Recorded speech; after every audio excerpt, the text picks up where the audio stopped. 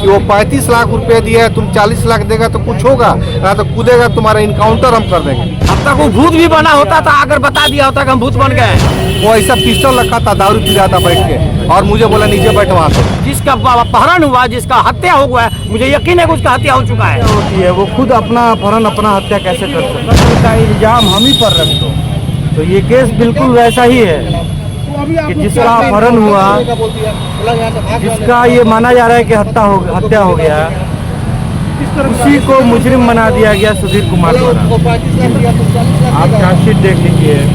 President के यहाँ से ऑर्डर आया, हमने वहाँ धरना दिया, ऑर्डर वहाँ से कराया कि भाई जांच हो। मुख्यमंत्री के यहाँ से ऑर्डर आया, लेकिन पैसे का इतना पावर है कि सिवान में आज तक जांच नहीं हो पाया। आखिर जिसका अपहरण होता है, जिसकी हत्या होती है, वो खुद अपना अपहरण अपना हत्या कैसे कर सकता है। ये चीज जो सुधीर कुमार जी ने पेश किया, ये बिहार पुलिस पे कलंक है। बिहार पुलिस को चाहिए कि इस कलंक को धोए और इसकी उच्च स्तरीय जांच हो। हम यही मांग करते हैं ताकि जो अपराधी हैं उनको सजा मिले, जो अपराधी नहीं है, जो अपराधी हैं उनको सजा मिले, और हमारे इरफान का क्लियर हो कि क्या हुआ। हुए थे 2006 में लड़का का अपहरण हुआ, FIR हुआ, और लड़के पर ही FIR उसी को अभियुक्त बना दिया गया, जिसका आज तक कोई पता नहीं चला कहाँ चला गया। मुझे तो क्लियर है कि वो उसका हत्या हो चुका है, और जो परिजनों ने जो आरोप लगाया है प्रशासन पर, वो चश्मदीद है, वो गवाह है, वो गवाह है उस बात की। उनसे ये बात कही गई है। बताइए कि उस वक्त कैसा लगा होगा। इरफान के वालिद उसी सदमे में इंतकाल भी कर गए हैं। आज भाई भी है, देखिए ये भांजा है, बहन का बेटा है, एक 4 साल का बच्चा है, देखिए उनका भतीजा है बैठा हुआ है इस इंसाफ को मांग करने के लिए। तो हमारी यही मांगे हैं बिहार सरकार से कि बिहार सरकार इस पे CBI जांच बैठाए, उच्च स्तरीय जांच हो, जो दूध का दूध और पानी का पानी करे, वरना कमले ये लड़ाई हम लोग लड़ेंगे। अगला जो विधानसभा चलेगा वहाँ हम लोग जाके विधानसभा के बाहर हम लोग धरना प्रदर्शन करेंगे, और CM नीतीश कुमार से मिलने के भी हम लोग कोशिश करेंगे कि इस परिवार को इंसाफ मिले, इरफान को इंसाफ मिले। जी ये बड़ी दुखनीय बात है, और हम सभी समाज के लोगों से ये बात कहेंगे कि इसमें बढ़ चढ़कर हिस्सा ले। देखिए ये बड़ी दुखी, किसी के साथ हो सकता है। हमारे बारे में तो सारे लोग जानते हैं कि हम समाज के हर तबके के लिए, जो दुखिया है, जो मजबूर है, जो परेशान है, उसके लिए मैं आवाज़ उठाता हूँ। लेकिन ये दुख दर्द एक अलग चीज़ है। जो जिसका अपहरण हुआ, जिसका हत्या हो गया, मुझे यकीन है कि उसका हत्या हो चुका है अपहरण करके, उसी पर ये सारे इल्जाम लगा दिया गया। इरफान ही इसका कमल के दोषी है। बताइए, इरफान को लाओ ना भाई सामने, इरफान को लाओ ना, अरेस्ट करो ना, उसको भेजो ना जेल में, उसको पिता के भेजो ना, उसके भाई भतीजे भांजे ये बैठे हुए हैं, 4 साल 5 साल के बच्चे बैठे हुए, इनको भेजो ना जेल, भेजो।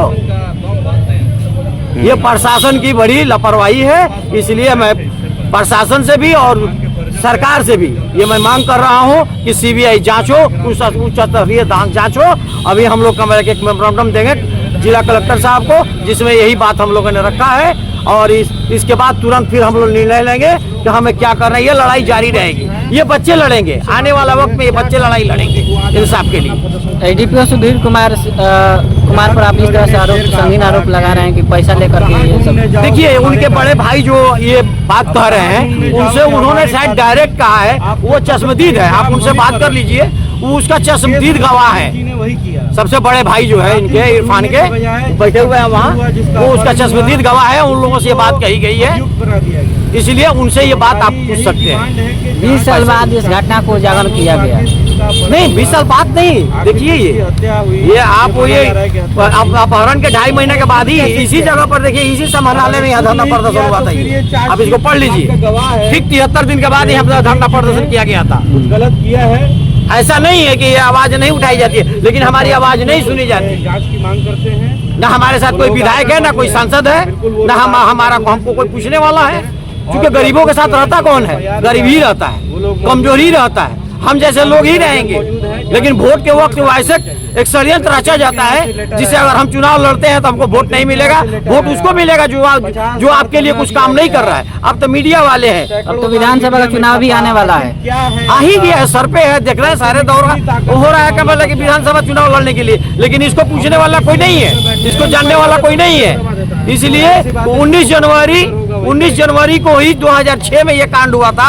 आज 19 जनवरी 2025 में हम लोग यहाँ बैठे हैं 19 साल के बाद। अब तक वो भूत भी बना होता था, अगर बता दिया होता कि हम भूत बन गए हैं। ये प्रशासन की पूरी तरह लापरवाही है। इसलिए अभी जो प्रशासन है उससे मांग है कि उच्च स्तरीय जांच कर इसको फिर से शुरू करे, इसका जांच फिर से शुरू किया जाए और सीबीआई से जांच कराया जाए, उच्च स्तरीय जांच हो। इसलिए कलेक्टर साहब से हम लोग एक ज्ञापन देंगे, जो वो कलेक्टर साहब बिहार सरकार को भेजने के काम करेंगे। हम लोग की आवाजें वहां तक जाएगी। चलिए ठीक। अगर आप फंस जाता है तो उसमें प्रशासन का बहुत बड़ा योगदान होता है, लेकिन अब तक प्रशासन सोई हुई है ना। कोई किसी प्रकार की जांच वगैरह या सीबीआई जांच। जी, तो अभी मैंने आखिर क्यों?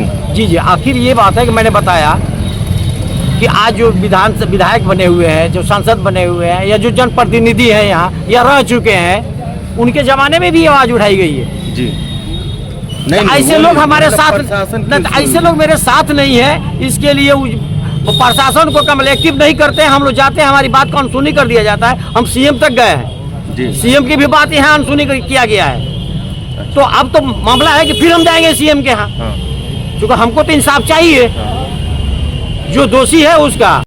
इसलिए हम जाएंगे वहाँ, विधानसभा भी जाएंगे। आज कलेक्टर से मिलकर हम लोग ये ज्ञापन देंगे। उसके बाद हम लोग पता चलेगा कि मिल जाएगा, वो नंबर मिल जाएगा कहाँ, इस नंबर से डिस्पैच कर दिया गया है पटना के लिए। हम लोग वही डिस्पैच लेकर फिर हम लोग जाकर विधानसभा का घेराव करेंगे। देख रहे होंगे ये उनके भाई है, अब तक इंसाफ की गुहार में बैठे हुए, उम्मीद लगाकर, एक आस लगाकर सरकार से बैठे हुए हैं। इनसे पूरी मामला जानने का प्रयास करेंगे। क्या हुआ है सर? 29 जनवरी 2006 मेरे भाई का अपहरण हुआ, वो 35 लाख तो उसी के इंसाफ के लिए हम लोग बैठे हुए हैं। अपहरण हुआ है तो उसमें बताया गया है कि वो अपने आप से ही किए हुए हैं। अपहरणकर्ता जो है, जो मेरे भाई को लेके गया घर से, ये गए थे वहाँ पे, जो मेरे भाई को घर से लेके गया, ठीक है ना, ये बात बताइए। वो तो 2 महीने बाद, 1.5 महीने बाद वापस आ गया, लेकिन मेरा भाई आज तक नहीं आया। और मेरे भाई को ही एसडीपीओ सुधीर कुमार ने, अपहरणकर्ता जिसका अपहरण हुआ, जो गायब हुआ, उसी को अपहरणकर्ता और उसी को मर्डर बना दिया। और उन्होंने अपने चार्जशीट में लिखित दे दिया। ये आप देख सकते हैं, इरफान खान का अपहरण हुआ, इरफान खान ये अपहरणकर्ता है और वही मर्डर है, और मेरे पिता को बना दिया। यानी अपने आप से हत्या करना, अपने आप से अपहरण करना। खुद का हत्या खुद कर लिया, खुद का अपहरण खुद कर लिया। ये मैंने सुधीर कुमार साहब बोल रहे हैं, उस टाइम के एसडीपीओ सिवान थे। ये आप देख सकते हैं, यहाँ मैं हाईलाइट किया हूँ उनके वाक्य को जो बोल रहे हैं। और मेरे भाई के खिलाफ गैर जमानती वारंट और घर का कुर्की जब्ती का आदेश उन्होंने दिया है देने के लिए। और जिसको हम लोगों ने इसके ऊपर केस किया, जो एक्यूज था मेरा दिन मुन्ना, उसको उन्होंने निर्दोष छोड़ दिया। वो रोड पे घूम रहा है और उन्होंने लिख के दे दिया वो निर्दोष है। ये कि आप लोग इस वक्त के जो सुधीर कुमार एसडीपीओ हैं, उन पे आप लोग ये आरोप लगा रहे हैं कि 35 लाख का। आरोप नहीं, सत्य बता रहा हूँ, आरोप नहीं है, आरोप मत बोलिए, सत्य है। हाँ, जिसका आप मुझे उस टाइम के मुख्यमंत्री में जनता मुख्यमंत्री यानी कि जो जनता दरबार लगता था, वहाँ मैं गया हूँ। वहाँ सीसीटीवी फुटेज में आप देख सकते हैं, वहाँ का रिकॉर्डिंग सुन सकते हैं, जिसमें मैंने मुख्यमंत्री जी से ये बात बोला था कि सिवान एसडीपीओ सुधीर कुमार ऐसा मैं अपने भाई के लिए गया था। तो उन्होंने बोला कि तुम नेता मत बनो, चुप हो जाओ, कि वो 35 लाख रुपए दिया है, तुम 40 लाख देगा तो कुछ होगा, ना तो कूदेगा, तुम्हारा इनकाउंटर हम कर देंगे। इनकाउंटर तक? जी हाँ, बोले तुमको गोली मार देंगे हम। सुधीर कुमार ने बहुत, ये बात मैंने मुख्यमंत्री नीतीश कुमार जी को जाकर जनता दरबार में 2006 में बताया था। उन्होंने हमको तुरंत गाड़ी में बैठा के डीजीपी बिहार के ऑफिस में भेज दिया। वो कौन थे, उनके ऑफिस में मैं गया, वो पुराना सा बिल्डिंग है, वहाँ ले आकर मुझे ऑफिस में बैठाया गया और पूछा गया तो क्या क्या मामला, मैं सब मामला बताया। उसके बाद मुझे वहाँ आश्वस्त किया गया कि जाइए, वो कुछ नहीं करेंगे, आपको नहीं मारेंगे।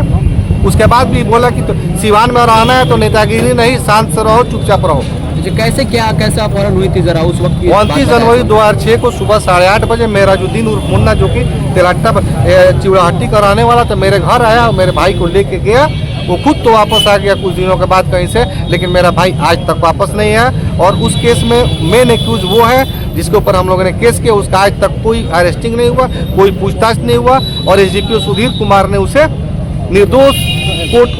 निर्दोष साबित करके कोर्ट में अपना जो है डायरी दे दिया। मैं चाहता हूँ उस डायरी की भी जांच हो और इस केस की भी जांच हो और जो अपराधी हैं उसको पकड़ा जाए। आप उनके बड़े भाई हैं। हम उन बड़े भाई। नहीं, ये जो सुधीर कुमार ने आपका बात, वो एक गैंगस्टर था, उसको एसडीपीओ बोलने में शर्म, वो गैंगस्टर था। वो ऐसा पिस्टल रखा था, दारू पी रहा था बैठ के, और मुझे बोला नीचे बैठे वहाँ पे, बोला तुम नेता बन रहा है, तुमको गोली मार देंगे। कि न्यूज में क्या छपवाए रहे तुम ही सब कि केस तुम्हारा FIR नहीं हो रहा है। मैं यही छपवा दिया था कि मेरा FIR नहीं हो रहा है, 5 महीने दिन गुजर गए, FIR नहीं कर रहा था। बाद में कैसे कैसे जाके तब जाके FIR हुआ टाउन थाना में, या बाद FIR हुआ है। 30 लाख देने का दे, तुम्हारा हम काम करते हैं। 35 लाख दिया। मेरा जो दिन मुन्ना 35 लाख रुपए दिया उसको। अच्छा, हमसे बोला 40 लाख तुम देगा तो दे, तुम्हारा करते हैं, नहीं तो दोबारा किसी ये नेतागिरी किया तुमको मार देंगे हम। सामने है जो तथ्य है, उस वक्त से लेकर अभी तक ये निवेदन भी अब तक कहाँ ये अपना एप्लीकेशन दे चुके हैं, वो सब भी रखे हुए हैं। इसका ये लेकर के यहाँ पे आज कलेक्ट्रेट के सामने धरने पे, 1 दिवसीय धरने पे बैठे हुए हैं। अब देखना